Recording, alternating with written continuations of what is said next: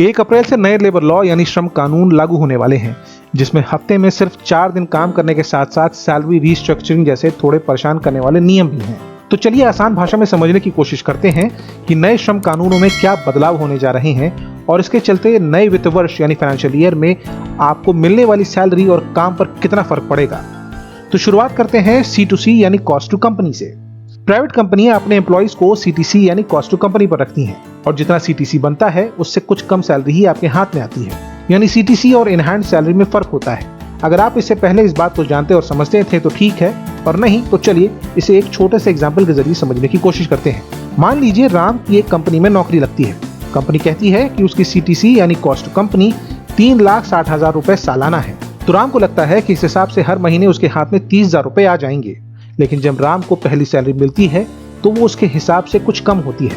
राम सारा गुड़ा भाग करके देख लेता है, लेकिन फिर भी उसके समझ में ये नहीं आता कि आखिर ऐसा हुआ क्यों।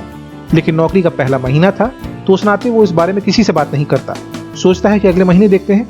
लेकिन दूसरे महीने भी जो सैलरी उसे मिलती है वो सिर्फ 24,570 रुपए होती है। राम को लगता है कि उसके साथ तो नाइंसाफी हो रही है। बात तो कुछ और सैलरी देने की थी लेकिन मिल कुछ और ही रही है, इसलिए वो कंपनी के HR के पास जाता है। HR उसे समझाता है कि C2C का मतलब होता है कॉस्ट टू कंपनी, मतलब आपको रखने में कंपनी जो खर्च कर रही है वही C2C है। HR ने बताया कि 30,000 रुपए में आपके हाथ में आने वाली रकम तो है, लेकिन इसी में आपका इनकम टैक्स डिडक्शन भी शामिल है।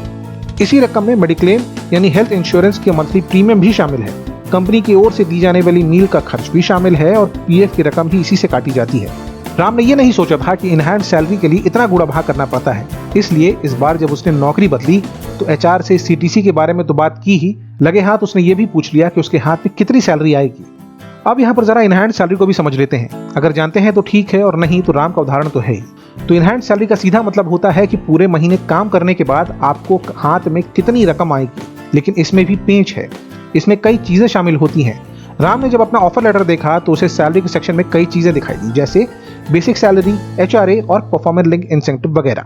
हालांकि यहाँ पर भी राम ने शुरू में इन चीजों पर ध्यान नहीं दिया, लेकिन जब ITR यानी इनकम टैक्स रिटर्न भरने की वक्त आया तो उसे पता चला कि इनकम टैक्स कितना बनेगा वो सिर्फ इस बात पर निर्भर नहीं करता कि सैलरी कितनी है, बल्कि इस बात पर भी निर्भर करता है कि सैलरी का स्ट्रक्चर कैसा है, सैलरी के क्या क्या कॉम्पोनेंट्स हैं, बेसिक सैलरी कितना है, महंगाई भत्ता कितना है।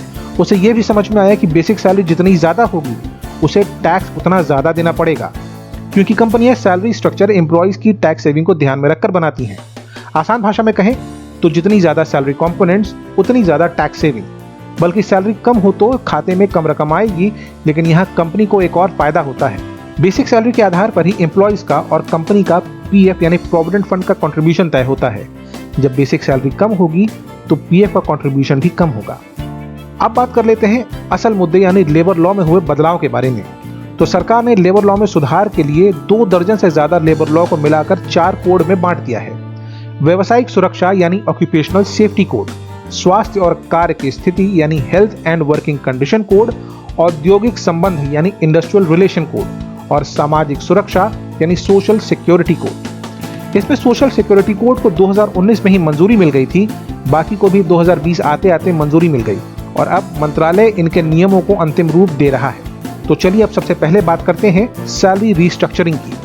एक बार कोड लागू हो जाने के बाद कंपनियों को सैलरी रीस्ट्रक्चर करना होगा, क्योंकि कंपनियों को सभी अलाउंस यानी भत्तों को CTC के 50% पर कैप करना होगा।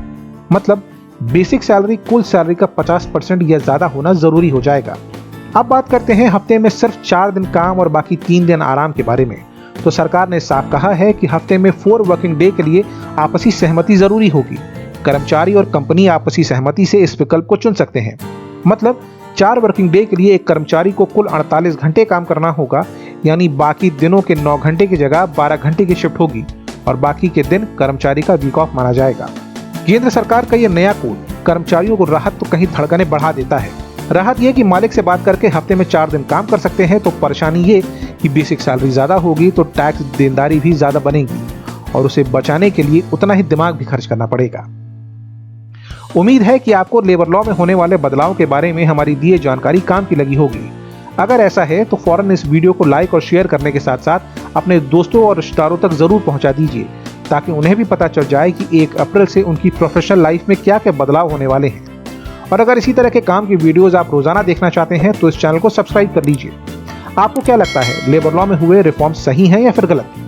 आप अपनी राय हमें नीचे कमेंट करके भी बता सकते हैं। आप हमें ईमेल भी कर सकते हैं। हमारी ईमेल आईडी है contactkhabarapki@gmail.com। अगले वीडियो में मिलते हैं, तब तक खुद भी सुरक्षित रहिए और दूसरों को भी सुरक्षित रखिए। धन्यवाद।